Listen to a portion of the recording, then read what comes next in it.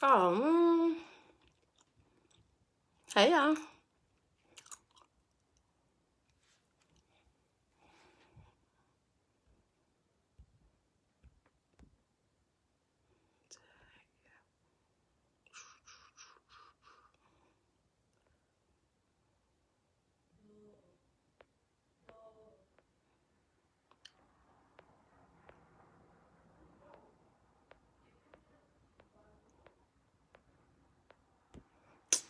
This is finna piss me off. Hey y'all.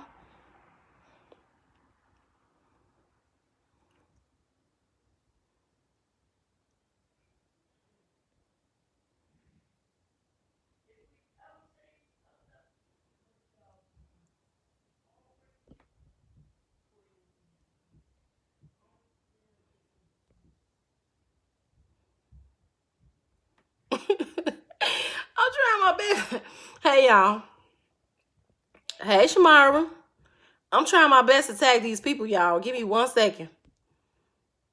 I ain't went live in so long. Man. This crazy. What's this Shonda name, girl? What was her name? Boy. Okay. All right. Hey y'all. So I ain't been live. Oh my God. It been a long time since I've been live. Hey y'all. Share my live, y'all.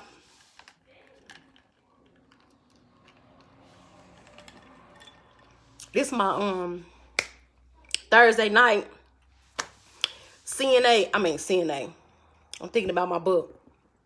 This my Thursday night HIV story time. I just made it up right now. I just made it up while I was typing the descriptions, y'all. So tonight I'm going to be discussing my books, Undiagnosed Streets, part 1 and part 2. I just came up out my reader group. Y'all need to join my reader groups. Like, seriously. We was just up in there chopping it up, y'all. We was talking serious business about these books. So we, as in us, y'all, we decided to come live over here. We decided to come live over here to talk to y'all about these books. So let me wait till my people come on first. And we finna talk, y'all. We gonna talk about this. Hey, y'all. When y'all come on here, could y'all like this live? That'd be nice. Hey lady. Okay, so I'm gonna be talking about my books, Undiagnosed Streets 1 and 2. Part 3 will be dropping next month, and I'm so excited, y'all. When I say excited, out of all of my books, I have not been this excited about a book. I think I've been an author for 2 years now. I got 7 books, but this book, y'all, literally is everything to me. Everything. I literally gave this book all of me. When I say all of me, I mean all of me.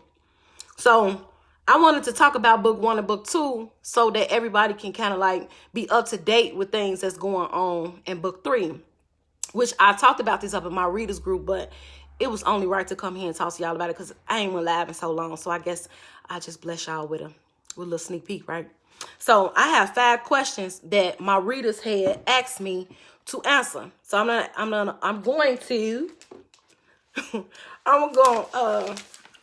to ask these questions and I'm gonna answer them for y'all.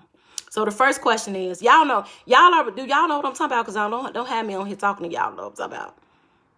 So my book, Undiagnosed Streets 1 and 2, the book is about a woman named Miss Williams. She has a center for people that's HIV positive. They have counseling in the center. They have a clinic. They have housing. Anything pertaining to getting your life together after your diagnosis is what this center have, right?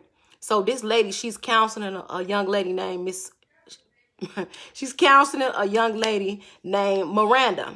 Miranda has a bad attitude problem, and she feels as if don't nobody know how she feel. So Miss Williams is like, hold on, I know exactly what you're going through. And she like basically tells her story, because I know y'all ain't read it.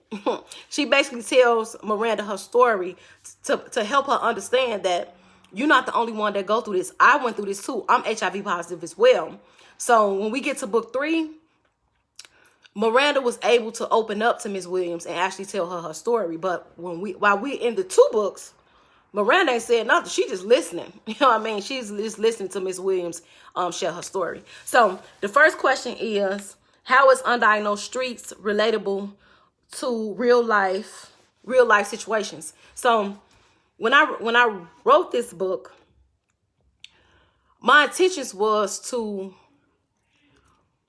invoke thought, of course. I wanted people to understand that y'all know I'm HIV positive already. So I don't know how y'all look. So for me, I want people, when they read my book, to be like, this can happen to any of us. HIV don't have a look. It don't have a feel. It don't have that.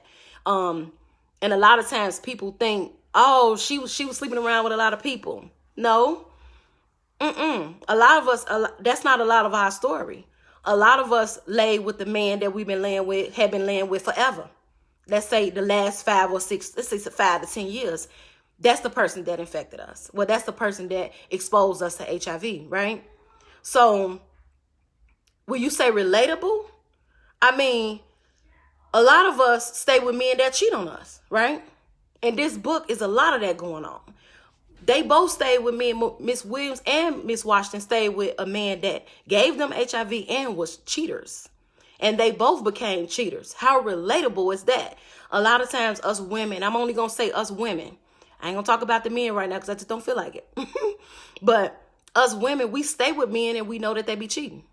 Cheating is not a deal breaker no more, right? A lot of y'all going to say, oh, he cheated on me, I'm done. It's over with. Cut him off. But for a lot of us, cheating is not a deal breaker. It's just not. Under the world that we living in right now, cheating is not a deal breaker. You can fix it and twist it up however you want to twist it up, but cheating is not a deal breaker. So we stay with men that cheat. You stay with a man that cheat. We don't know if they using condoms. We just don't know. So that's why I think my book is relatable, because I'm telling real life situations of what we do on a regular as women. We stay with men that cheat, and we cheat too. Instead of setting boundaries and learning how to love ourselves and value ourselves as women, we do the thing. We become the thing that we hate. We hate for our man to cheat. We hate for him to be texting somebody else. We hate for him to be talking to somebody else. We go do the same thing because it make us feel better. So that's neither here nor there. I ain't gonna get off for today. Y'all gotta read the book. Okay, what would you like the readers to take from your book? So if I had to really think, like, what do I really want y'all to gather? What do I really want y'all to gather from my book? It's not really protection, right? Because that's what you would think that I'm bringing, the message that I'm bringing, to have safe sex, right?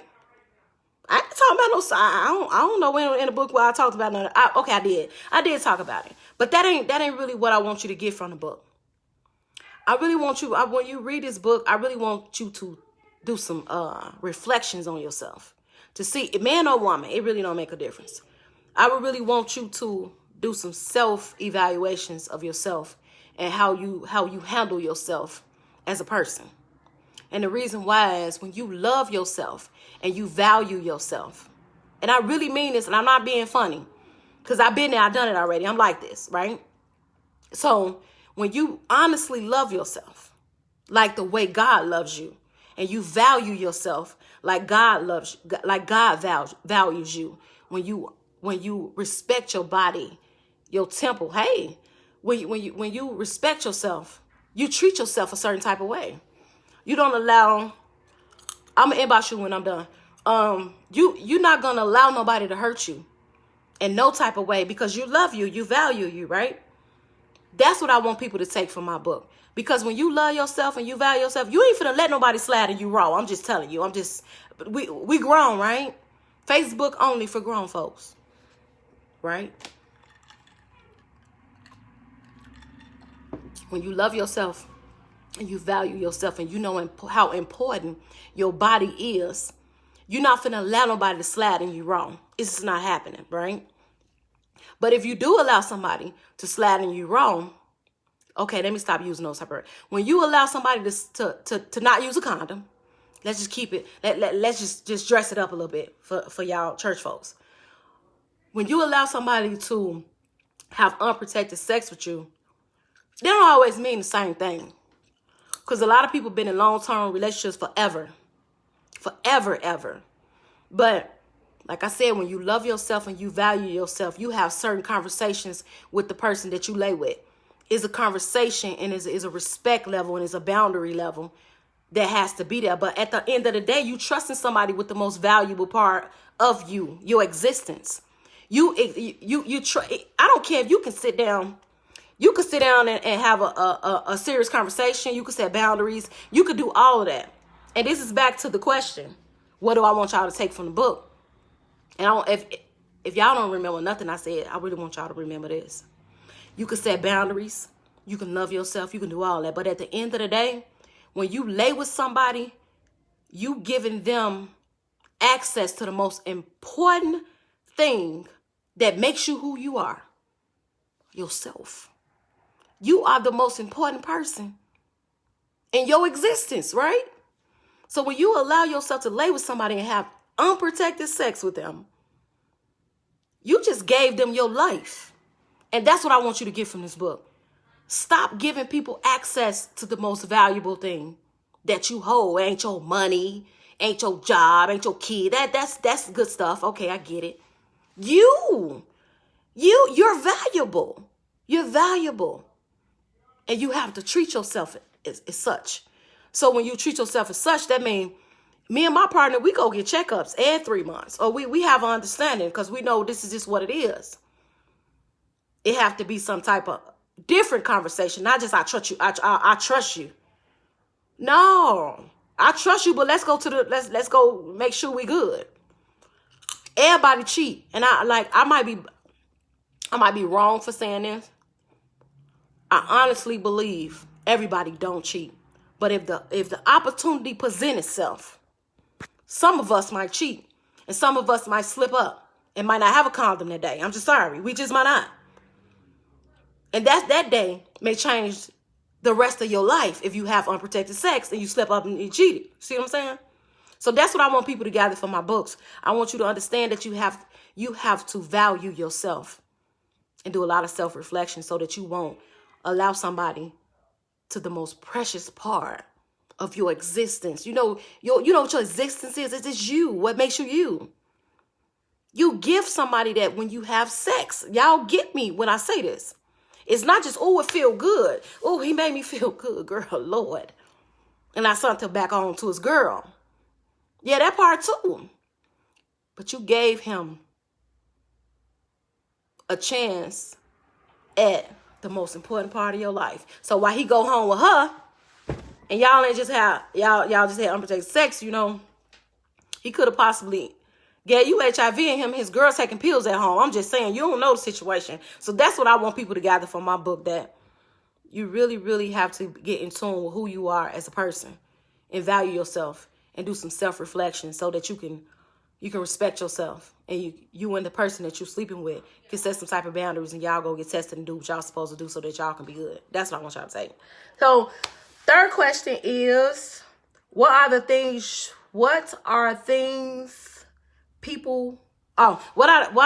that I want people to keep in mind other than what are other things people should keep in mind when it comes to HIV? What do I think people should keep in mind when it comes to HIV? HIV is not what you think it is. It's not. HIV is not what you think it is. Do I look sick to y'all? Do it look like something wrong? If I chose to, I'd go out right now and have a one-night stand, period. Period. I don't look like ain't nothing wrong. I don't like nothing wrong with me. I look like I'm good. HIV is not what you think it is. To me, how I feel. Everybody's situation is different. I'm just going to tell you how I feel. HIV is a mental thing. It's not a physical for a lot of us. You take your pill, you're straight. You're straight. You take your pill, you're good. You're good. I went 11 years and didn't take a pill, and I was good. Imagine that. Knowing that you got this thing inside of you that they say is going to kill you one day. You're going to die from it at some point in your life. You don't take a pill, you're straight. Now I take a pill. I've been taking the pills for 3 months. I take the pill and I'm straight. Not only I'm straight, I can't even contract. I can't get nobody HIV because I take care of myself. So HIV is not what you think it is. You see what I'm saying? But a lot of people ain't thinking about that. And HIV don't have nothing to do with, well, I don't know why sometimes people think HIV got so much to do with the gay people or people that like the same sex and all that. It don't got nothing to do with it. Stop thinking that. It got something to do with people not getting tested and people not being educated. That's what this is about. So I don't really want you to look at, when you read my book, I don't really want you to really think about HIV. I don't really want you to only keep HIV in mind. I want you to read the book and see a real life situation, a real life story that can happen to you. Period. You're not exempt from this. If you have an unprotected sex today, tomorrow, or next week, you're not exempt from this story. This story can be your life. Period. I want you to remember that. It just can. And you can say, oh, I trust my husband. I trust my wife. Yeah, I know you do. Not like you trust Jesus, though. It ain't the same. It's just not the same. So I want y'all to look at other stuff other than HIV when you read. When you read this book, I don't want you to only look at HIV. I want you to look at her emotion. I want you to look at both of these women' emotion when they was diagnosed. I want you to look at the way they live their life because of HIV. Y'all don't even understand that we live a certain type of way because of those 3 words. We live a certain way. We don't live regular. Okay, we live regular like y'all, but we don't live the same way. We think totally different. You have no clue what a person living with HIV, how they think, how they feel. What could they really be possibly accepting or going through to survive those words? You have no clue of that at all. But when you read this book, this book allows you to travel through 2 women minds that's HIV positive, and you can see the struggle that they go through. But when you read this book, what you're going to understand is that neither one of them had a physical problem. Neither one of them. They didn't get sick. They didn't go to the doctor. They didn't call for that. None of that. Had no symptoms of HIV. But they went through what y'all go through. Cheating niggas. Cheating. Side chicks. The regular. What we laugh about all the time. These women went through that. So keep that in mind. Okay. So the last question, y'all, and I'm going to be done. What ways did Miranda change? So the question is from book 1 and 2 until you get to book 3. The question is, did she grow? Miranda did not grow at all. I don't see any growth in Miranda, me personally. Even though I'm the author, I wrote the book, I don't see nothing in her. But you probably can read the book and you see something in it, because keep in mind, in book 1 and book 2, Miranda really never told us her story of how she became HIV positive. She only told us probably a paragraph or 2. So we still don't know what Miranda's story is until we get into book 3. That's why y'all gotta read book 3 when book 3 come out, so y'all can understand what did Miranda go through when she became HIV positive. That's the part y'all really need to really be thinking about. When you see a person that's HIV positive, like, I don't know what y'all be thinking. I'm gonna ask y'all a question. I supposed to be answering questions, right? But I'm gonna ask y'all a question. When y'all see somebody or y'all hear about somebody being HIV positive, what do y'all honestly think? Do y'all be like, man, I wonder what she going through? Like a lot of y'all on here, y'all know me personally. Like y'all, we from the same hood, right? We grew up together. When you hear, oh man, she got HIV, how that make you feel? What you think about? Oh man, that's messed up. She burning. That's messed up. She messed up. What do you really think? Do you think like, man, I feel bad for her? Man, what happened? How's she surviving that? How does she think? Do y'all ever worry about the person? Do y'all ever? I just sometimes I wonder that. I wonder that because I get a lot of, oh, I'm praying for you. Keep the faith. And I try not to be insensitive when I get that, because I understand. Like I like all the prayers. But that's how you feel though? You praying for me? What makes you think I need that? I might not need a prayer. I might need a word. And that's what sometimes people don't understand. Like, prayer is fine. I'm saying that's good. I'm not saying I'm not against it. You know what I mean? Everybody can't receive. What if you telling somebody that you praying for them that don't pray? And that's just not a part of their lifestyle. Some people need a word that's HIV positive. So for me, for my books, I hope I'm educating in my books so that people can understand that we are human, y'all. We ain't just a girl or a guy that got HIV. We're not. We want to be loved. We want to be accepted. We want some friends. We want to go outside and kick it. You know what I mean? We want to go outside and have fun without y'all looking at us like, every time you come around, they looking at you. Like, it's just sometimes it's weird. You know what I mean? It's weird. You know what is so crazy? A lot of people talk about stigma, right? I haven't experienced it. And if I did, I can't even identify it. Because everybody in my life have always treated me the same way. Ain't nobody never like treated me bad. I probably had somebody treat me bad, but it was kind of a different situation. You know what I mean? But I never really experienced somebody boldly, directly treating me bad because of me having HIV. Never. But for me, and I'm gonna be done with this after this. My main thing with my books is to allow people to travel through my mind, right? Travel through my mind so you can see a different outlook on HIV. It's the same stuff. If I didn't have HIV, if the HIV topic was not brought up in the book, y'all would be able to be like, man, my cousin went through that. Man, my friend went through that. We just take the HIV part out. But it's the same thing. It's the same stuff. I had unprotected sex, and I am HIV positive, y'all, period. How many of y'all on this live can say, I had unprotected sex? Y'all probably can't say, and I'm HIV positive, but y'all can say, I had unprotected sex. So since you can say that, it could have possibly been you one day. It's a possibility, right? That's what I want you to get from the book.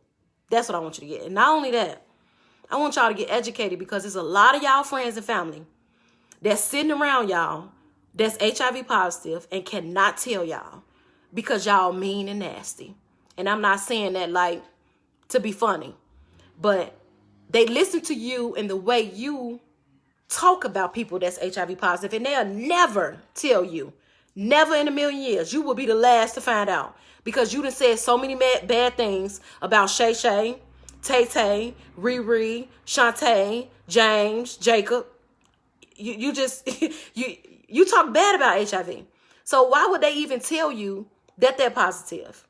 You don't even understand that if you become educated, you can help your cousins, your aunties, your uncles, your friends, just by being supportive, period.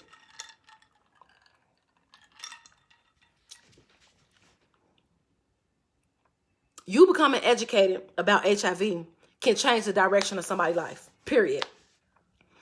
Period. Like, y'all don't even understand. Like, I got people right now that call me just to say, is you good? What's up? I ain't saw you post lately. I ain't saw you do this. People I don't even talk to on a regular. And I'll be like, okay, I'm good. You know what I mean?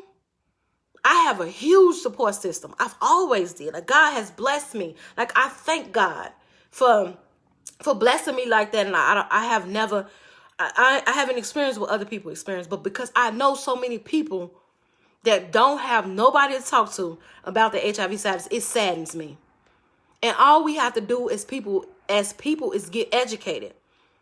Sometimes people don't need you to talk and they don't need you to speak in their life. They just need you to listen. Be an ear. And stop always talking about people. Like, you found out somebody HIV. Girl, let me tell you, she got HIV. Girl, you know he burning and you know he been sleeping with. Like, y'all always talking about people. You don't know their story. Like, you don't know you don't know. Baby, you have no clue what people with HIV is going through. And I'm not justifying nobody's actions, but you have no clue what they going through. But if you get educated and you understand if you just understand the diagnosis in itself and you have a compassionate heart, that's enough. And you can inbox me today and order my book, or you can go on Amazon, order HIV Experiences. That'll give you insight on what HIV is, has contracted, how you get it. You can get all the information you need. And then you ain't even got to tell your cousin that you know that she HIV positive. You could just love on her. You know that's the best thing you do for somebody is love on them. You ain't got to tell them, girl, yeah, I know you HIV positive. I had heard it about 5 years ago. Yeah, you know my cousin got it. Yeah, she ain't said nothing about it, but yeah, I know she got it and she got a husband, girl. She wrong. I don't even mess with her. She can't come over here. No, we got to stop, y'all. We got to stop. We got to love or stop loving on people. So many people out here hurting, y'all. There's so many people out here with HIV, y'all. Y'all wouldn't even believe it. If y'all found out some people with HIV positive, y'all would not even believe it. It's so many people out here living with HIV. It's so many of us surviving HIV by ourselves with no help. Because y'all won't go get educated. And y'all keep talking about us like we like the scum of the earth. Weird, right? Weird. Just the weirdest thing ever. Weird with a T. Like my kids say, weird with a T.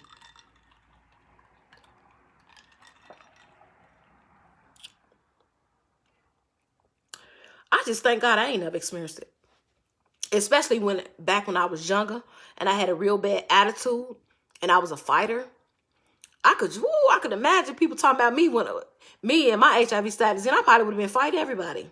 Would have been fighting and fighting and fighting. I'm so glad God humbled me. God humbled my spirit. Like, people don't even understand that when I say certain stuff, people like, she crazy. Listen, I am glad I am HIV positive. It changed my life. And not only I am glad that I'm HIV positive, I am glad I accepted that I am HIV positive. If I wouldn't have accepted that I was HIV positive, I wouldn't be where I'm at today. I would still be sad. I would still be depressed. I still would be down. But I have accepted my diagnosis, and it's changed my life. And because of that, I'm able to speak in other people's life and change their life. You can't tell me that it's not a God. Like, I've always known that it's a God. But in this season of my life, I know that it's a God.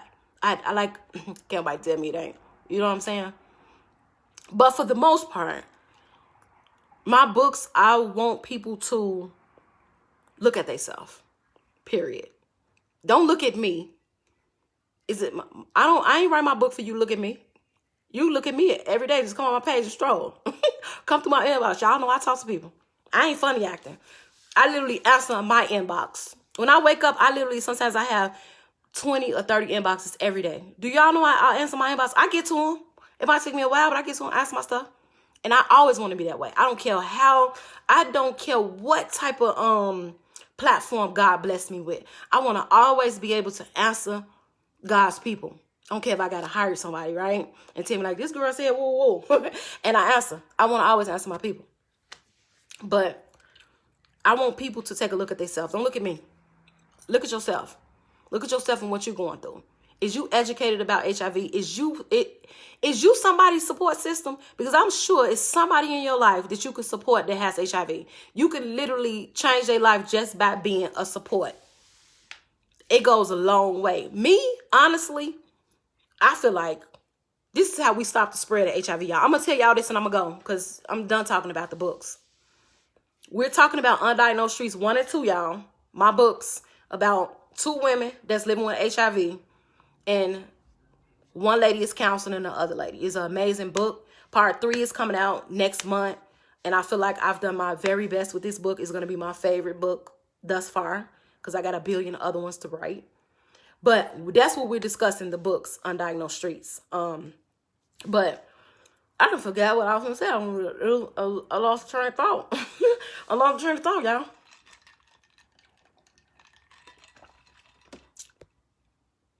So, anyhow, what I want people to take from my books, is just look at yourself. That's all. Get educated. Oh, I know what I was going to say. See, I remember now. Me personally, I've never experienced stigma. I've never experienced that. Like, people always loved on me. Like, God bless me. Like, really, like, he really blessed me. People always have supported me. Even when I was in secret, people loved on me in secret. I think love is the greatest gift you can give anybody. Like, to love on somebody is the best thing you can ever give someone, anyone, like, literally. But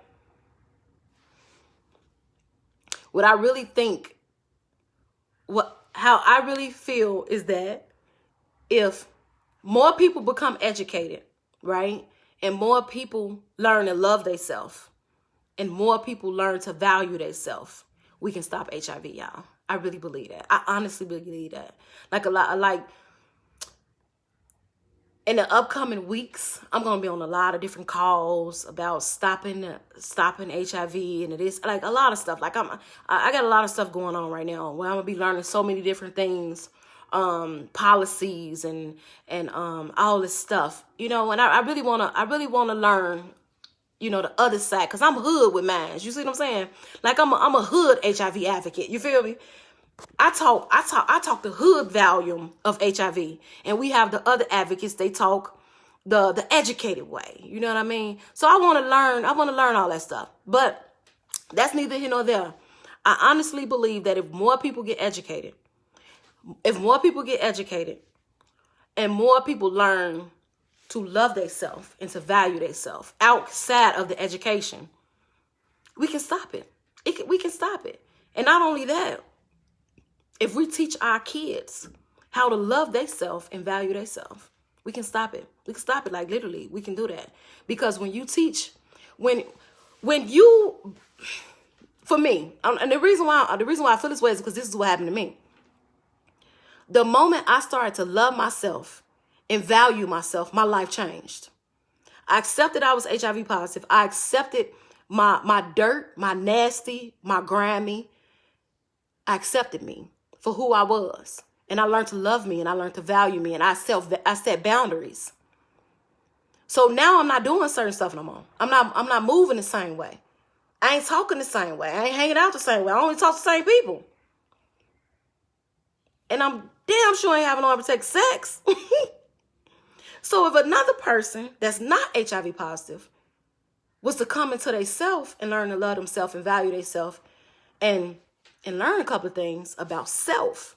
Because when you learn about yourself, you're not going to let nobody hurt you. Not even yourself. You don't let yourself lay down and have unprotected sex with nobody. Because you understand that this is my life. Sex is your life. And a lot of people don't look at it like that. They just out here just getting it cracking, baby. Nasty, nasty sex. But when you begin to understand that having sex is your life, is a part of your life, is a soul tie, when you get to thinking deep into it, you ain't gonna be doing it like that. And then by you becoming into yourself, now you teaching your kids this. You teaching the generation under you how to value themselves, how to love themselves, how to respect themselves. What that's gonna do, y'all? It's gonna stop HIV.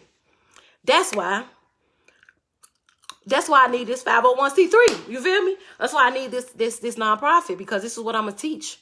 I'm gonna teach the youth. I'm gonna teach this right here. One day it's 12 people on here. At some point in my life, it'll be thousands of people in my lives or coming to my center. God gonna do that. I honestly believe love is the cure for HIV, y'all. Love is the cure.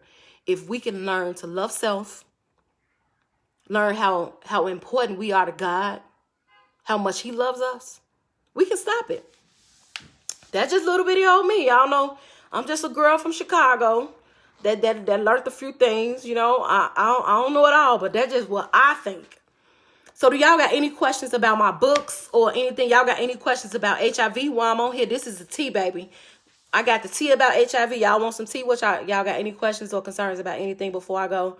Because I got a couple of other things to do tonight. So y'all got any questions? I've been on here too long, too. Y'all, my book, I'm so excited about this book, y'all. My favorite book that I have is HIV Experiences. It's my all-time favorite. That's my favorite book. But Undiagnosed Street 3 is my favorite now. Wait till it drop. Y'all gonna love it.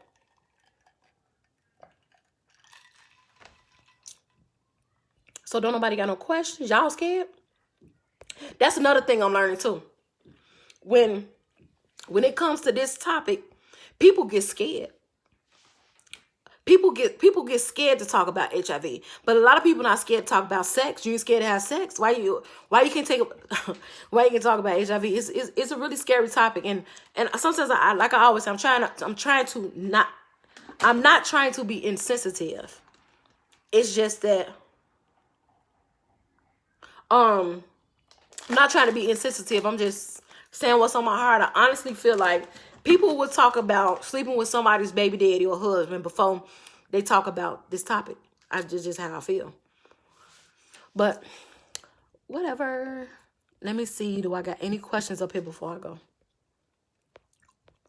Y'all gonna love my books. So just wait till y'all read it.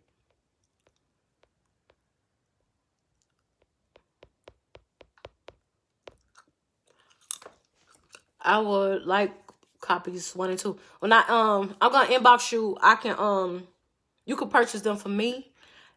You can purchase autographed copies from me. I'm gonna inbox you once this lab is over with.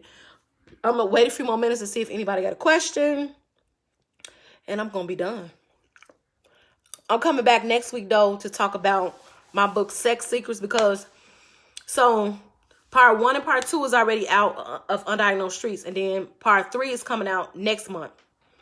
But in order to really like be up to date with what's going on, you need to read Sex Secrets too, because the last chapter of Sex Secrets, I'm gonna go into part 3 from Sex Secrets. So y'all definitely want to read that book too. That book is kind of a little different. It's really not the same, but same flavor though, you know. This is great. Thank you, Shauna. Thank y'all for joining my live. I'm about to go, and I'm going to inbox this guy about this book. If y'all have any questions that y'all... And like I just said, I'm learning that a lot of times people be scared to... a lot of times people be scared to ask questions on my lives. A lot of times people be scared to jump on. Because, you know, when people start watching, it tells you who's watching. And another thing I noticed, too, is that a lot of times people don't come on when I'm live. They wait until I'm done, and then they watch the live.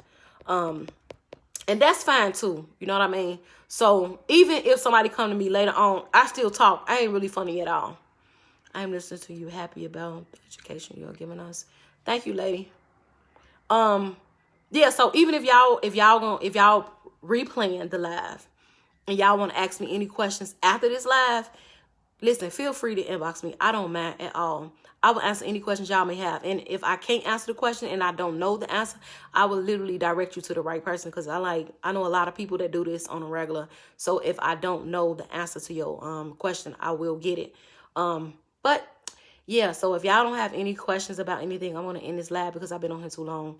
I'm so happy that I went live, y'all. I haven't went live since November, and it was like really killing me. Like I had supposed to been one live. I'm so glad that I just broke free. Y'all finna start seeing me live a lot now. I done got this out the way. I got this right on out the way. I used to go live a lot, y'all remember? But when you start losing friends and you start losing people because of how you talk, you got to evaluate stuff like, hold on, wait. Hold up.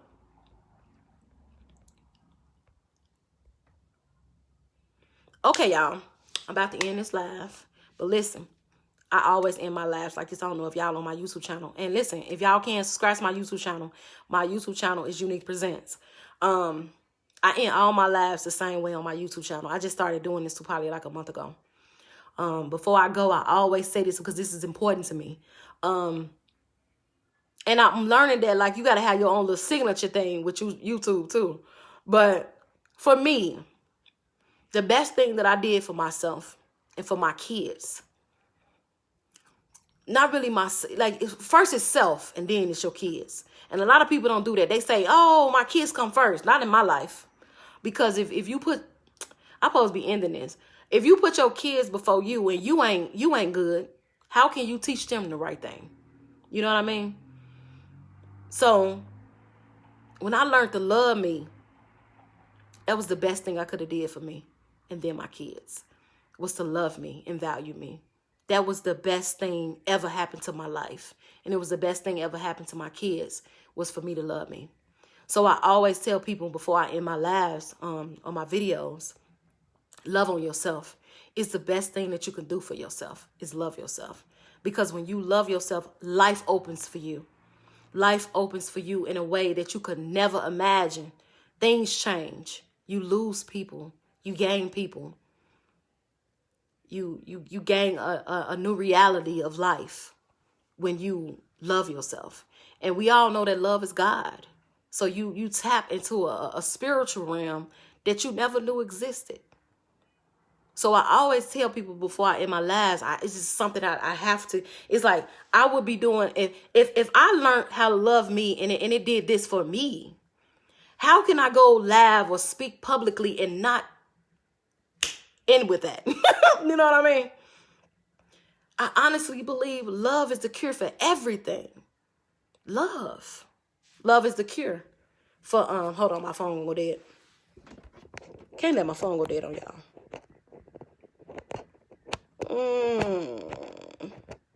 If I could find a hole. Okay. I honestly believe that love is the cure for everything.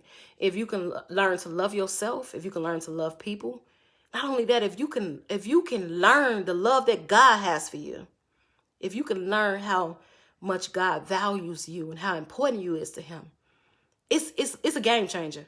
It's a game changer. So I always want to leave people with that. Learn to love yourself. Love on yourself today. Loving on yourself don't really mean what y'all think it means. Loving on yourself means, to me, getting to know you. Getting to know what you like, getting to know what you don't like, looking at yourself, the good and ugly, looking at the things that you're afraid to look at about yourself. Because when you can identify some things, you can work on them. If you cannot identify things about yourself, you have nothing to work with. But when you start loving on you, you start seeing stuff like, wait a minute, I gotta change this. I can't be talking like that. I can't be doing that. That ain't right. That's not good. That's not. You see what I'm saying? So I just feel like love is the answer to all our problems. And love is God. So God is the answer. But start with just the word love. And it will take you to God. Y'all enjoy the rest of y'all night. I'm about to go.